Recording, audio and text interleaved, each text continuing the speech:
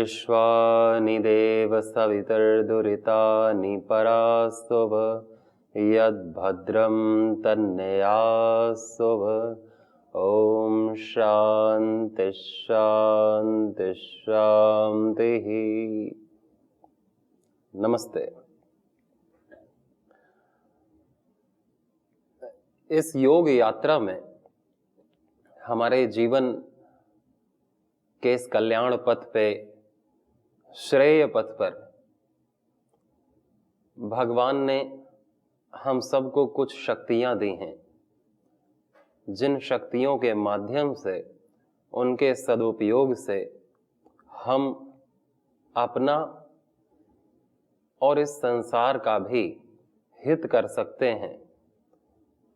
ये दो हित अलग अलग नहीं हैं, ये हमें समझना पहले चाहिए कि कुछ भी अलग नहीं है। अलग दृष्टि रखना, भेद दृष्टि रखना, गीता में इसे तामसिक कहा है, तामसिक दृष्टि। और भेद भी व्यवहार में है, अध्यात्म में अभेद है। वेदांत में कहते हैं सर्वम खलु इदम ब्रह्म, कि सब कुछ ब्रह्म है। वो है अध्यात्म की वार्ता। लेकिन भेद में तो कोई स्त्री है, कोई पुरुष है, स्त्री में भी कोई बहन है, कोई माँ है, कोई बेटी है, कोई चाची है, कोई मासी है, अलग अलग संबंध हैं। और कोई शिक्षिका है, कोई कुछ, कोई कुछ, कोई कुछ। संबंधों में, व्यवहार में।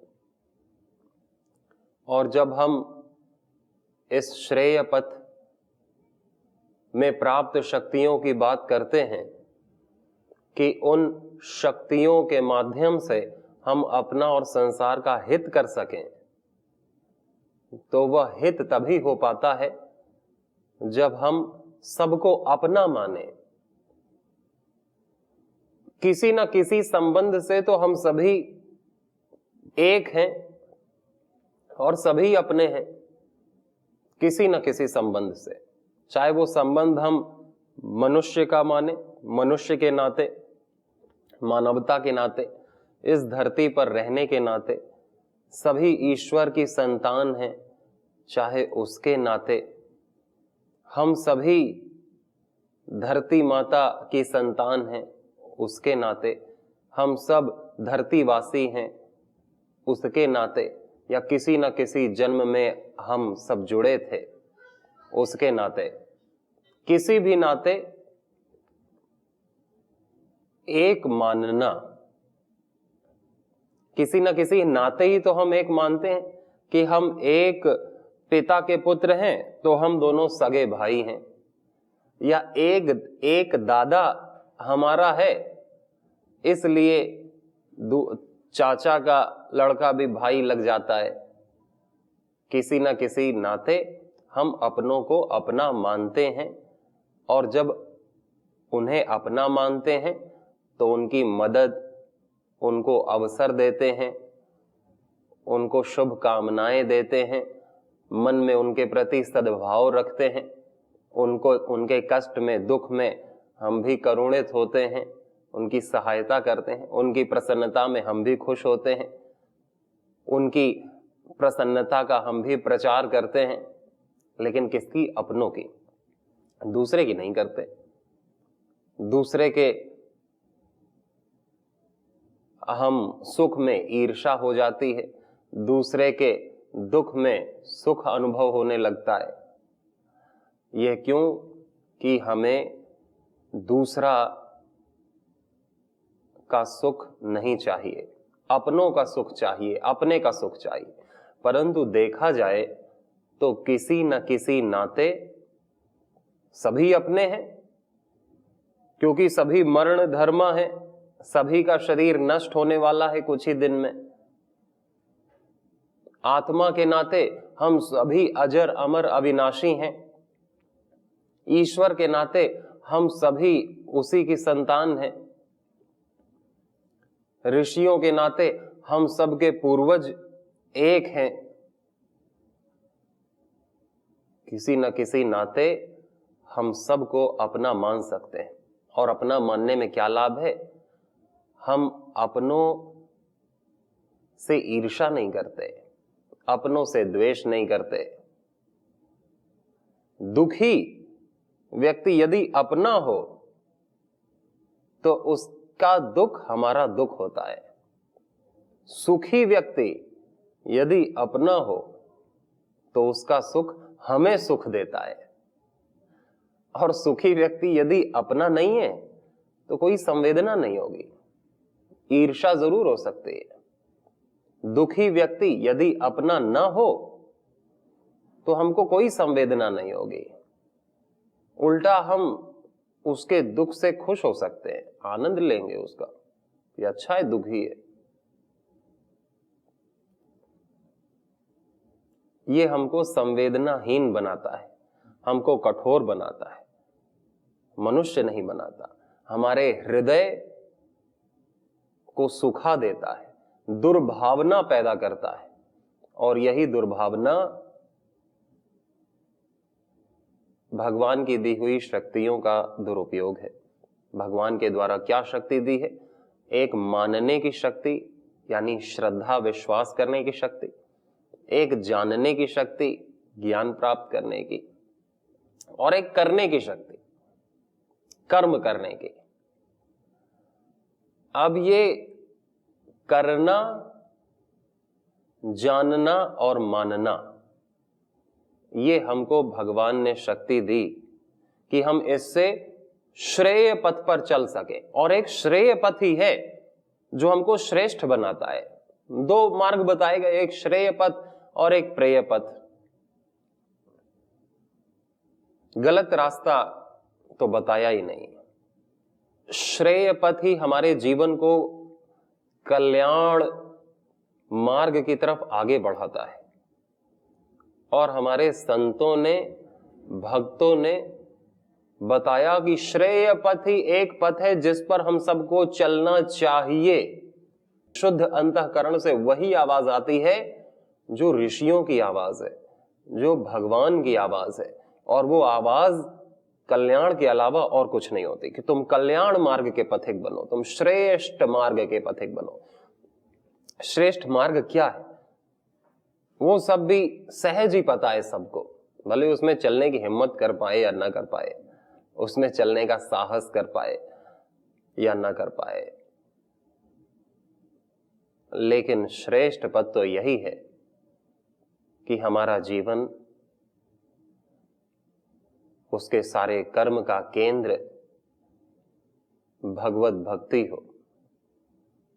यदि हम आस्तिक हैं, ईश्वर पर विश्वास करते हैं, पूर्णतः मानते हैं, तो हमारा जीवन किसके लिए हो? ईश्वर के लिए हो। क्योंकि ईश्वर से ये जीवन है, ये सांसें हैं, ये सब कुछ है, ये दृश्य अदृश्य। तो भगवान को अपना मन सौंप देना, पूर्ण समर्पित हो जाना कि अब भगवान की जो इच्छा वही मेरी इच्छा। और भगवान की इच्छा ही होती है, किसी की इच्छा थोड़ी चलती है। जैसी भगवान की इच्छा, मैं उसी में संतुष्ट रहूंगा। मैं किसी भी फल की कामना नहीं करूंगा कि मुझको केवल सुख चाहिए, मुझको ये चीज चाहिए, ये नहीं मिलेगी तो बर्बाद हो जाऊंगा, या मैं अपनी श्रद्धा तोड़ दूंगा, अपने सिद्धांत खंडित कर दूंगा, मैं भ्रष्टाचारी हो जाऊंगा। नहीं, कुछ नहीं, मैं अपने कर्तव्य का पालन करूंगा। और फिर भगवान की जैसी इच्छा, जैसा फल मिले, मैं तो उसके लिए कर रहा हूं, उसकी प्रसन्नता के लिए कर रहा हूं, उसके फल के लिए नहीं कर रहा हूं। फल तो कुछ भी मिले, हार मिले, जीत मिले, मान मिले, अपमान मिले, सुख मिले, दुख मिले, घोर दुख मिले, स्वर्ग मिले, नरक मिले, कुछ भी मिले, मैं तो अपने सारे कर्म अपने प्रभु की प्रसन्नता के लिए कर रहा हूं, उनके आनंद के लिए कर रहा हूं, उनको समर्पित उनके भोग के लिए कर रहा हूं, और वो मेरे सत्कर्मों को भोगेंगे।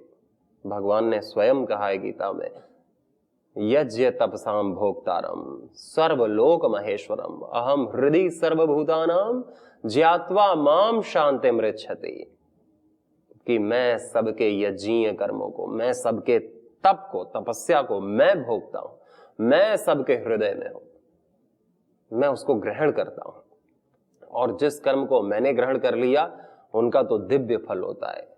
दिव्य फल क्या होता है? दिव्य फल हमको मुक्त करता है, हमको मुक्ति, निर्वाण, मोक्ष देता है। दिव्य कर्म हमें निष्काम बनाता है, हमें ऋतंभरा प्रज्ञा देता है। दिव्य कर्म भगवान की दिव्य भक्ति देता है, जो और कोई नहीं दे सकता भगवान के अलावा। वो चीजें भगवान स्वयं देते हैं। ये नहीं कि इसी कर्म को करने से हमें भक्ति आ जाए, किसी कर्म को करने से हम ज्ञानी हो जाएंगे, किसी कर्म को करने से हम निष्काम हो जाएंगे। ये सब कर्मातीत है।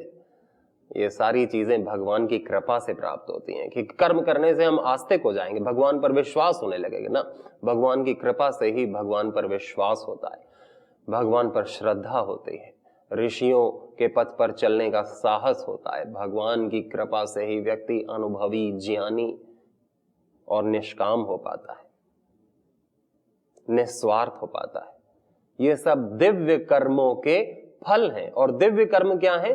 दिव्य कर्म वो हैं जो हम अपने लिए नहीं करते, जो हम भगवान की प्रसन्नता के लिए करते हैं, जो हम किसी फल को सामने रख के नहीं करते, निष्काम होकर के करते हैं, क्योंकि वो हमारा कर्तव्य है, बस इसलिए करते हैं। और हमारा कर्तव्य है, और हम अपने कर्तव्य को क्यों कर रहे हैं? भगवान के लिए कर रहे हैं। भगवान ने सामर्थ्य दिया है, तो भगवान का दिया सामर्थ्य सब भगवान के लिए, उससे कोई अपेक्षा नहीं किसी सुख की, कोई भी अपेक्षा नहीं। वो सारे कर्म यज्ञीय कर्म बन जाते हैं, उनको दिव्य कर्म कहते हैं, उन्हें मुक्त कर्म कहते हैं, उसी को श्रेय पथ कहते हैं। जो भगवान की तरफ है वही श्रेय है, जो हमें ऊपर उठाता है वही श्रेय है। और श्रेय पथ पर चलने की योग्यता भी भगवान की कृपा से आती है। और भगवान की कृपा उन्हीं पर होती है जो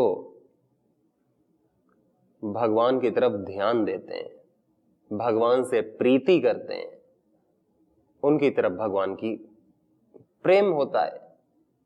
जो भगवान से प्रेम करेगा, भगवान उनसे प्रेम करेगा, और भगवान उनको दिव्य फल देगा, भक्ति का साहस देगा, निष्काम होने का ज्ञान देगा, चीजों को ठीक ठीक जानने का। वैसे तो भगवान सभी से प्रेम कर रहा है, लेकिन जो भगवान से प्रेम कर रहे हैं फिर उनसे विशेष प्रेम हो रहा है, और फिर उन्हें विशेष चीजें दी जा रही हैं जो इस संसार में नहीं मिलेंगी।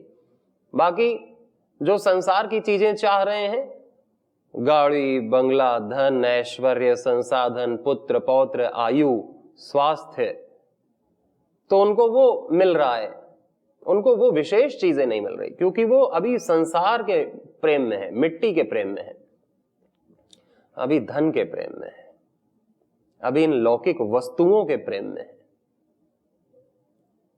तो उनको तो वस्तुएं मिल जाएगी, क्योंकि भगवान तो सबसे प्रेम कर ही रहा है। लेकिन विशेष प्रेम किससे है? जो उससे प्रेम कर रहा है, उसको दिव्य वस्तुएं प्राप्त होती हैं। दिव्य वस्तुएं वो हैं जो ये धरती हमें नहीं दे सकती, या बाजार हमें नहीं दे सकती, या कोई व्यक्ति हमें नहीं दे सकता। पूरी धरती मिल भी जाए तो किसी को ज्ञानी नहीं बना पाएगी, किसी को आस्तिक नहीं बना पाएगी, किसी को श्रद्धा से भर नहीं पाएगी। ये भक्ति, ज्ञान, निष्कामता, ध्यान तो भगवान की कृपा से ही प्राप्त होता है। और भगवान की कृपा तो तप से, भगवत प्रीति से प्राप्त होती है। तप क्या है? भगवत प्रेम ही तप है, भगवत प्रेम ही यज्ञ है। भगवत प्रेम में पड़ के हम अपने कर्तव्यों का पालन करते हैं, कुछ भी करते हैं, वो सब तप हो जाता है, वो सब यज्ञ हो जाता है। और संसार के प्रेम में पड़ के हम कुछ भी कर लें, वो सब तप नहीं हो पाएगा, वो सब तो भोग में जाएगा, वो सब तो कर्म फल कर्म बंधन में डालने वाला होगा। एक ही श्रेय पथ बताया जो ईश्वर के लिए हो, वो श्रेय पथ है। और ईश्वर के प्रति हमारी भक्ति हो, हमारे कर्म हो। और ये भी बताया कि चलो सब ईश्वर पर मान्यता नहीं रख पाते, सब ईश्वर को नहीं मान पाते। जो ईश्वर को नहीं मानते हैं वो संसार को तो मान रहे हैं कि ये सारा संसार मेरा है, कोई अलग नहीं है। हम सभी किसी ना किसी नाते, भगवान के नाते ही, मानवता के नाते ही, आत्मा एक है उसके नाते ही, संवेदनाओं के नाते ही हम सब एक हैं। और जो सबके प्रति सद्भाव रखेगा, किसी से कोई अपेक्षा नहीं करेगा, सबके प्रति प्रीतिपूर्वक सहायता कर्म कर्तव्य करेगा, तो उस पर भी इस जगदीश की कृपा होगी। क्योंकि ये जगत भी तो ईश्वर का ही रूप है। भगवान जगतमय है, सर्वव्यापक है, तो उस जगदीश की कृपा होती है जब हम जगत के प्रति संपूर्ण जगत की सहायता करते हैं, सद्भाव रखते हैं, यथा सामर्थ्य जितना हम कर सकें। हम में इतना सामर्थ्य है तो हम इतनी ही कर पाएंगे। जैसे गिलहरी में सामर्थ्य थी, रामायण की कहानी हम सुनते हैं संतों के मुख से कि कोई जब राम सेतु का निर्माण हो रहा था तो हनुमान जी आदि जितने वानर थे बड़े बड़े पत्थर उठा के ला रहे थे, लेकिन गिलहरी तो पत्थर नहीं उठा पाती थी, कंकड़ भी उठा नहीं पाती थी। तो वो क्या करती थी, समुद्र के पानी में लौटती थी, गीली हो जाती थी, फिर समुद्र की रेत में लौटती थी, और जब उसके शरीर में खूब सारी रेत लग जाती थी तो पुल में जाके अपने को झाड़ देती थी। वो सारी रेत वो पुल में जाती थी कि मुझ में इतना सामर्थ्य है तो मैं इतना करूंगी। तो भगवान तो भाव देखता है, भगवान तो हमारी यथा सामर्थ्य सेवा देखता है, हमारी श्रद्धा देखता है। बाकी फल तो वही देता है जो उसके पास है। वही फल हनुमान जी को भी, वही फल वानर सेना को भी, और वही फल गिलहरी को भी, क्योंकि सबने यथा सामर्थ्य कार्य किया। जिसकी अधिक भगवान ने सामर्थ्य दी उसने अधिक कार्य किया, जिसकी कम सामर्थ्य भगवान ने दी उसने उस हिसाब से काम किया। सबका शरीर अलग अलग है, सबका बौद्धिक शारीरिक मानसिक सामर्थ्य अलग अलग है, उसी सामर्थ्य से हम लगे। ये नहीं कि हम तब सेवा करेंगे जब हमारे पास करोड़ों रुपए हो जाएंगे, अरबों रुपए हो जाएंगे, बड़े बड़े यज्ञ करेंगे, सबको भंडारा कराएंगे, वही सेवा है। अभी तो हमारे पास कुछ है नहीं, अभी तो हमारे पास मुश्किल से 1 लाख रुपए हैं, अभी क्यों सेवा करें, अभी हम किसी की सेवा नहीं करेंगे। ये बात बहुत गलत है। सेवा पैसे से नहीं होती, सेवा होती है मन से, सेवा होती है भाव से। जिसमें भाव होता है उसके पास 1 फूटी कौड़ी भी ना हो तब भी वो सेवा कर देगा दूसरे की, दूसरों को अच्छा शब्द बता देगा, दूसरे के प्रति सद्भाव रखेगा, किसी के रास्ते का पत्थर नहीं बनेगा, किसी की निंदा चुगली नहीं करेगा। कितनी बड़ी सेवा है। सब को अच्छे संस्कार देगा, उत्साह देगा, प्रसन्नता देगा, ज्ञान की बातें करेगा। कितनी बड़ी सेवा है। ये सेवा छोटी बड़ी नहीं होती, सामर्थ्य छोटा बड़ा नहीं होता, सामर्थ्य जितना है उतनी सेवा। पूरे भाव से सेवा होनी चाहिए। भाव का सामर्थ्य तो सब में है। भाव में तो पैसे लगते नहीं, भाव में तो कुछ भी नहीं लगता। भाव में तो एक इच्छा लगती है कि भाई सभी मेरी सबके प्रति प्रीति होगी और मैं जितनी सहायता कर पाऊंगा करूंगा। दूसरे के दुख में दुखी होना, यही भी सेवा है। दूसरे के प्रसन्नता में प्रसन्न रहना, ये भी सेवा है। तो ये सारी सेवाएं कोई भी कहीं भी कभी भी कर सकता है। सेवा की कमी नहीं हो सकती कि सभी लोग धनवान हो जाएंगे तो फिर हम सेवा किसकी करेंगे। तो क्या हम चाहें कि लोग निर्धन रहें ताकि हम सेवा करें? और सभी लोग, यदि सभी का पेट भरा रहेगा तो हम भोजन किसको खिलाएंगे, हम दान किसको देंगे? तो क्या दानी व्यक्ति, क्या जो सेवा करना चाहता है वो सारी दुनिया को क्या भिखारी रखना चाहेगा, क्या भूखा रखना चाहेगा कि मैं सेवा कैसे करूंगा? तो ये तो उल्टा हो जाएगा, ये तो हिंसा हो जाएगी। सेवा करने वाला किसी को दरिद्र, किसी को भूखा नहीं देखना चाहता, लेकिन अब जो हैं उनकी यथा सामर्थ्य सेवा करना चाहता है। इसी तरह एक कहानी आती कि राजसूय यज्ञ हो रहा था महाभारत में, और एक गिलहरी थी। गिलहरी, एक कहानी आती है कि वो आधी गिलहरी सोने की थी। वो चाहती है कि मैं पूरी सोने की हो जाऊं। तो वो जहां पर बड़े बड़े राजा महाराजा आके यज्ञ कर रहे थे, पांडव ने बड़े बड़े राजाओं को, चक्रवर्ती सम्राट बुलाया था, और उसी जब यज्ञ संपन्न होता है एक दिन का, तो वो गिलहरी आती है और यज्ञ के आसपास जो हवन सामग्री, जो जल पड़ा रहता है, उसमें वो लोटती पोटती है कि मेरा जो आधा शरीर सोने का है, मेरा पूरा शरीर सोने का हो जाए, मैं पूरी सुनहरी हो जाऊं, कितनी मूल्यवान, कितनी सुंदर लगूंगी। खूब लौटती है, चारों प्रकार वेदी के, लेकिन देखती है कि धूल धूल लग गई, मैं सोने की नहीं हुई। वो झाड़ देती है कि ये क्या हुआ। अगले दिन आती है, अगले दिन लोट पोट करती है, नहीं होता। तो वो महीने भर यज्ञ चलता है। महीने के अंतिम दिन आती है कि आज तो हो ही जाएगा, बड़े बड़े ऋषि मुनि, ज्ञानी, तपस्वी, सम्राट आए हैं, और यज्ञ करने वाला भी ये पांडव और द्रौपदी और ये सब है। तो अंतिम दिन भी यज्ञ समाप्त होने के बाद वो लोटती है, लोट पोट करती है, जो हवन सामग्री समिधा बिखरी हुई रहती है, जल गिरा रहता है उसमें, कि मैं पूरी सोने की हो जाऊं, नहीं होती। तो एक साधु देख रहा होता है कि ये रोज गिलहरी आती है, करती क्या है। तो फिर उस गिलहरी से पूछता है कि ये तुम क्या करती हो? वो कहती है कि मेरा आधा शरीर तो सोने का हो गया था लौटने से कभी पहले, और मैं सोचा यहाँ भी बहुत सारे लोग आए हुए हैं, बड़े बड़े ज्ञानी, तपस्वी, राजा महाराजा, और मेरा पूरा शरीर लेकिन नहीं हो रहा है सोने का। तो उसने कहा तुम्हारा आधा शरीर कैसे सोने का हो गया?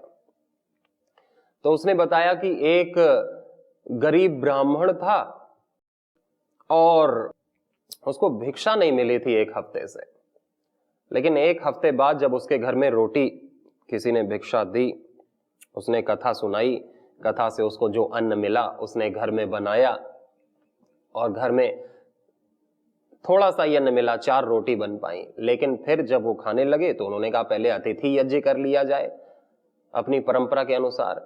कोई भूखा हो तो पहले उसको देना चाहिए, कोई पशु भूखा हो तो पहले उसको देना चाहिए, अतिथि यज्ञ हो, बलि वैश्व देव यज्ञ हो, तब फिर भोजन करना चाहिए।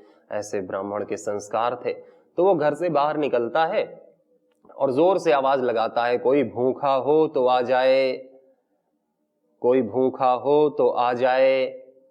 तो एक भूखा आता है, उसके साथ उसका एक कुत्ता भी आता है भूखे के साथ।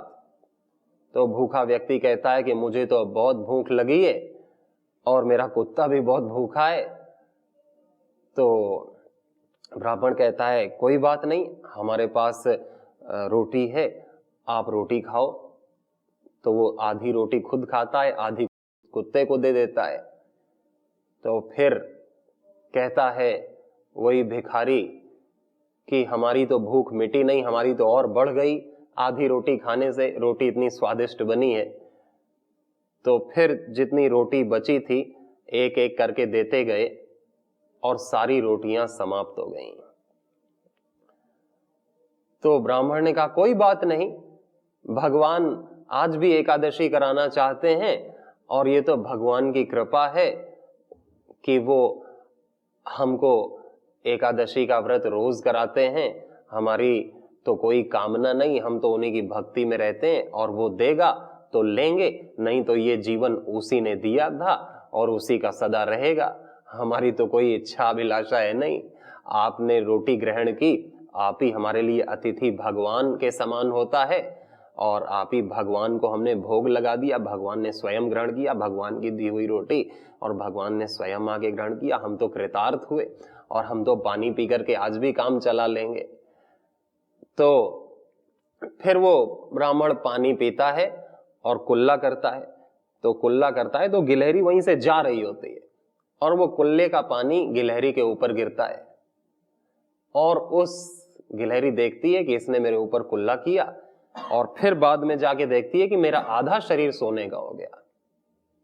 उसी कुल्ले के पानी से आधा शरीर सोने का हो गया। तो वो साधु जो सुन रहा होता है गिलहरी की बात, आश्चर्यचकित होता है कि अच्छा, उस गरीब ब्राह्मण के इतने सर्वस्व, इतनी भक्ति भाव से, उसकी दान वीरता से भगवान साक्षात उस पर इतनी कृपा की, उसके पानी से ही तुम सोने की बन गई, और यहां नहीं सोने की हो पाई। तो मैं बताता हूं, यहां तुम सोने की इसलिए नहीं हो पाई कि यहां वो भाव नहीं था भगवान के प्रति, वो श्रद्धा नहीं थी। यज्ञ तो हुआ, बड़ा खर्चा भी आया, लाखों करोड़ों रुपए का, लेकिन महत्व तो भाव का है। उसने सर्वस्व जिसने समर्पित किया भाव से, उसका सब कुछ दिव्य हो जाता है। उसके सन्निकट में जो आता है वो भी दिव्य हो जाता है। इसलिए दान के लिए धन की नहीं, मन की आवश्यकता होती है, और भगवान ने हम सबको मन भी दिया है। कर्म करने के लिए भी सभी के पास, निष्काम होने के लिए भी सभी के पास सामर्थ्य रहता है, और सभी के पास ज्ञान है। इन शक्तियों का सदुपयोग करके, सामर्थ्य का, समय का सदुपयोग करके, संसाधनों का सेवा में उनका निवेश करके हम अपने जीवन को निश्चित रूप से श्रेय पथ पर चला सकते हैं। यही एक मार्ग सभी के लिए उपयोगी है, और सभी के लिए अपेक्षित है, और सभी के लिए कल्याणकारी है। श्रेय पथ जो भगवान के लिए है और भगवान तक हमको पहुंचाता है। सभी इस पथ, कल्याण मार्ग के पथिक हैं। सभी को बहुत सारी शुभकामनाएं। नमस्ते।